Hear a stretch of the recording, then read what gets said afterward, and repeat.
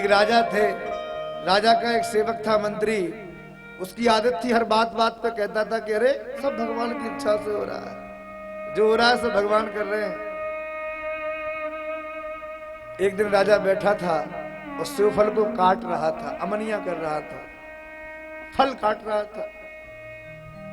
फल काटते काटते राजा की उंगली कट गई।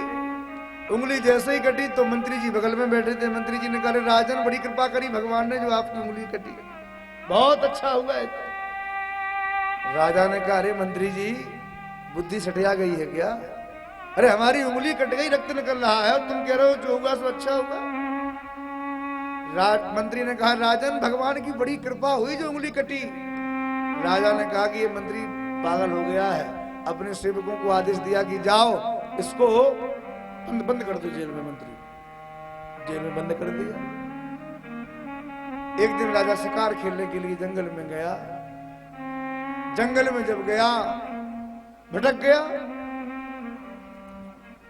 लेकिन जब राजा ने मंत्री को जेल में बंद किया था ना, तो जेल में जाते जाते मंत्री जी ने राजा से उस समय भी कहा था कि महाराज बड़ी कृपा है भगवान की जो हमें जेल मिल रही है। ना जाने कौन से पुण्यों का उदय हुआ जो जेल की प्राप्ति हो रही है। अब तो वहीं रह के राम नाम करेंगे, वहीं आनंद से जिएंगे। राजा ने कहा कि भाई मंत्री तो सटिया गया, बंद कर दो इसको। बंद कर दिया।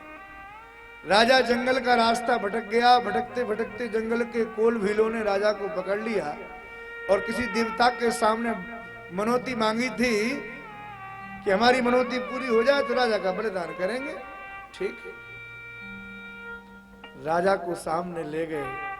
देवता के सामने जब बलि चढ़ाने लगे, राजा का बलिदान करने लगे, तो जो बलिदान दे रहा था ना, उसने राजा की कटी हुई उंगली देखी। उसने कहा, भैया ये बलि के योग्य नहीं है, इसको हटाओ यहां से, ये खंडित मूर्ति है और ये देवता खंडित मूर्ति स्वीकार नहीं करेगा, हटाओ इसको। राजा के तो प्राण में प्राण वापस आ गए और जैसे तैसे वहां से बंधन से मुक्त होकर अपने राज्य में आया। और उसको मंत्री की बात याद आई कि मंत्री ने कहा था कि उंगली कटी है तो भगवान की बड़ी कृपा है। मंत्री के लिए आदेश दिया कि सेवकों ऐसे मंत्री को तो हाथी पे बैठा के हमारे सामने पेश किया जाए। मंत्री जी का बढ़िया हाथी पे आसन लगाया और जेल से निकाल के मंत्री जी को सामने लाया गया। राजा ने कहा, मंत्रीवर हमारी उंगली कटी थी, आपने कहा था कि भगवान की बड़ी कृपा है, वह कृपा तो हमने आज देख ली। यदि उंगली न कटी होती तो आज तो हमारा बलिदान हो जाता। लेकिन मंत्री एक बात बताओ, हमारी उंगली कटी इसमें तो कृपा दिख गई, पर तुमको हमने जेल में दिया, जेल में भेजा, तब भी तुमने यही कहा था कि भगवान की बड़ी कृपा है। मंत्री बोला, राजन एक बात बताओ, ऐसा कभी हुआ है क्या कि शिकार खेलने आप कभी अकेले गए हो? हमेशा हम साथ में चलते थे आपके, और आज भी यदि आप शिकार खेलने जाते तो हम भी आपके साथ होते। आपकी तो उंगली कटी थी तो आप तो बच गए, खंडित थे, पर हम तो पूरे थे।